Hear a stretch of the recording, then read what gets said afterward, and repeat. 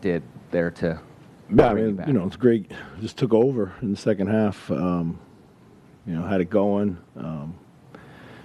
Just was super aggressive, and I think there's only one really bad shot that he took in the last few minutes. But other than that, I thought he did a great job, and I think everyone else, executed defensively, and we got some second chances down there and stuff like that. So it was a great effort by everybody. But he had a special player, and he had a special night. In moments like that, is that when you just need your star to be a star and Yeah, absolutely. And he and Julius had it going all night long. They were really good. We were trying to get a third, fourth guy into the game, and Nas shows up in the fourth quarter again. So I just told him feel free to show up for the first three anytime you like. His last two games, but he was there when we needed him, offensively and defensively,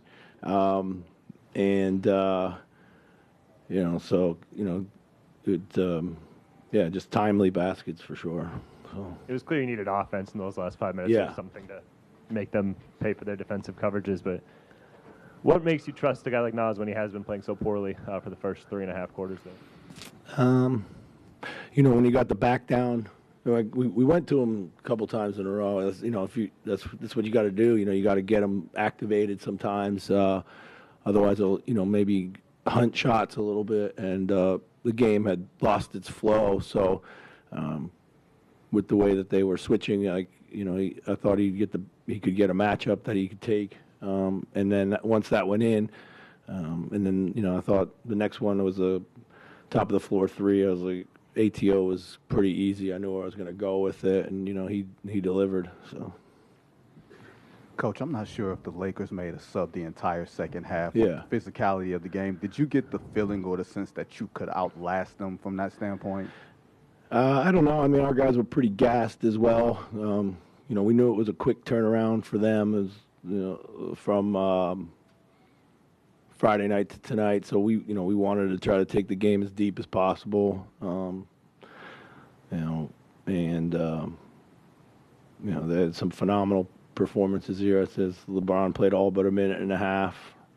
And Luka looked pretty healthy again. So, but we got enough stops in the end. We made a miss, a couple turnovers. So, Chris, you're down 10 going into the fourth. Can you kind of just give us a description of what it was like on the side going into that quarter and your ability to just kind of rally the troops and finish the way you did? Yeah, I don't think there wasn't any panic. It's been a hallmark of this team of the second half of the season. There's been no real panic. We've been down a bunch. Even in the first half of the season, we were down a lot through, not the greatest play, and then we'd come back.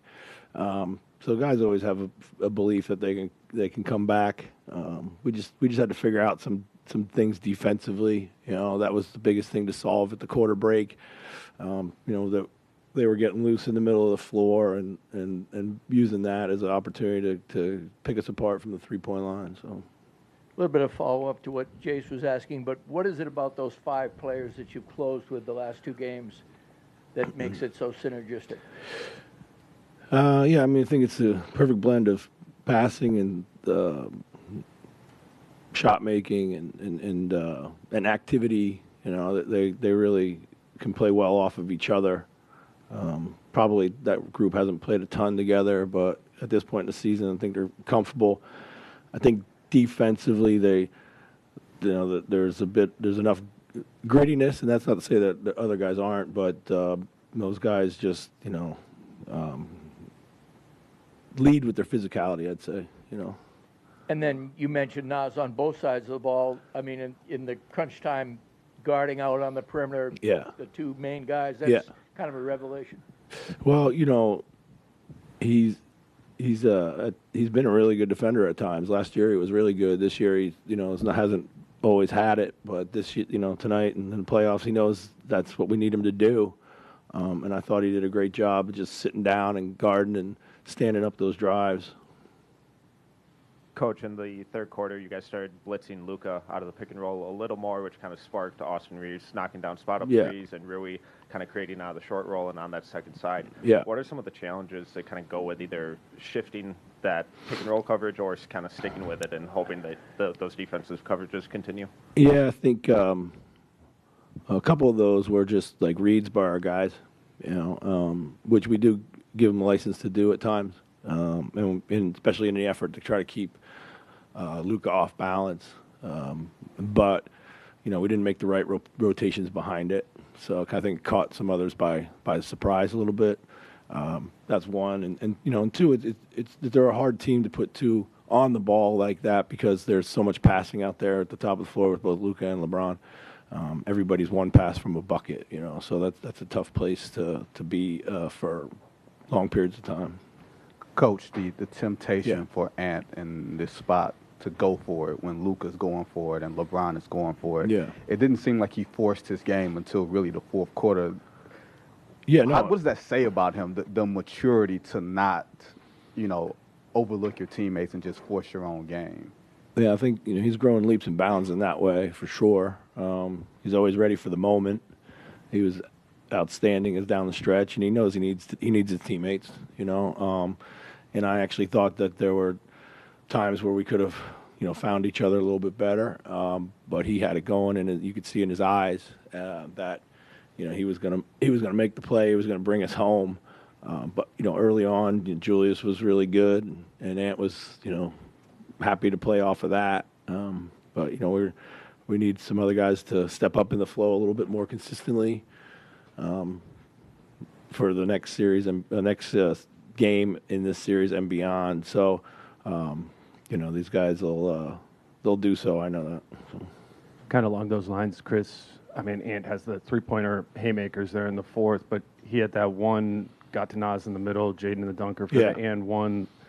The diligence that he's looking to beat the defense. Mm-hmm. I mean, obviously that's been a battle this season, but just how have you seen that grow, and then how much does that mean in the fourth? Yeah, I think it's it's the composure, not feeling like he's got a. I call him a home run hitter, but he's hitting way more doubles and singles, and those plays are timely. He's still being aggressive for himself, committing to defense. I think he has an understanding where defense is going to be when he starts and when he ends. His play, and he's talking to me now. Sharing some of the things that he wants and likes to see out there. So. We try to manipulate the floor accordingly. Just the emotions of this series, of this game, officiating, all that. How have you just seen the team just handle it after maybe, game two was a struggle on that end, but the last two games just dealing with the ups and downs of these games? Yeah. I mean, both games here at home were phenomenal games. Both teams played extremely well. Shot making was really high. The physicality of these playoffs comes and goes. It's kind of random at times. It's hard to make sense of. But our guys, I think, did a good job of staying pretty even keel. So I'm sure Donte would like to shoot better in this series and maybe find a little bit more rhythm offensively. But I think 3 blocks the other night, 4 steals tonight. Yeah. Just what he thought of the other ways that he has found to impact these games. Yeah, there's no doubt about it. I thought he was instrumental in turning the game around in Game 3. He just got his hands on a lot of things. He played tough, and he's just kind of gritty. That's what I was talking about. He's got that grittiness to him, and he fights and he competes and he'll get over stuff, and so he's a complete basketball player. He's not just a shooter. So, Coach, the technical you took, did that psychologically fire your team up? I don't think so. I mean, I didn't intend to take the technical. I think it was a bit of a cheap whistle, but on we go.